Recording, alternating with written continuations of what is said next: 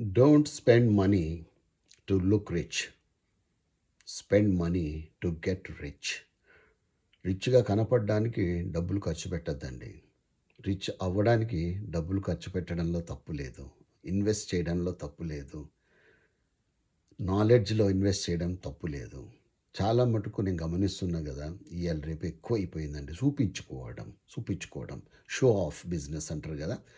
ఏదిగున్నాడో బట్టలు అర్హత లేకపోయినా, పైసలు లేకపోయినా అప్పో సప్పో జేసేసి బ్రాండెడ్ బట్టలు కొనాలి. లేదా ఫోన్ ఎట్లుండాలి అంటే ఐఫోన్ ఉంటే తప్ప ఇక నా వల్ల కాదు అన్నట్టుగా ఆలోచించడం. ఏదైనా సరే ఇక బట్టలు గానీ, షూ గానీ, ఫోన్‌లు గానీ ప్రతి విషయంలో కూడా కాంప్రమైజ్ గారు. ఓకే. మీకు ఫైనాన్షియల్‌గా మీరు స్ట్రాంగ్‌గా ఉంటే ఇవన్నీ గూడా కొనడంలో తప్పు లేదు మిత్రులారా. కానీ రిచ్‌గా కనపడాలి, ఇంకొకళ్ళని ఇంప్రెస్ చేయాలి అన్న ఆలోచనతో గనుక ఈ పనులు చేసిండ్రనుకోండి, ఇంకా అప్పుల ఊబిలో కూరుకుపోయే అవకాశం ఉంటది. కాబట్టి గుర్తుపెట్టుకోండి. యెస్, అందరం గూడా ధనవంతులవ్వాలి. Everyone is entitled to become rich.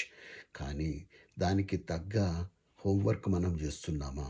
Knowledge అన్నది మనం గెయిన్ జేస్తున్నామా లేదా? ఫైనాన్షియల్ లిటరసీ మీద మనం డబ్బు ఖర్చు పెట్టడానికి ముందున్నామా లేదా? అన్నది ఆలోచించుకోవాలి.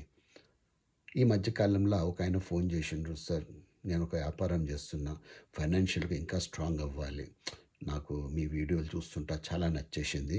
ఒక 1 అవర్ మీరు నాకొక సమయం కేటాయించాలి సార్. తప్పకుండా చేస్తానండి అని నా ఫీజు చెప్పిన. 1 అవర్‌కి నా కన్సల్టేషన్. సార్, ఫీజ్ అవుతదా సార్? ఫీజ్ అవుతదా? పుణ్యానికొస్తదా నాయనా? పుణ్యానికొస్తదా?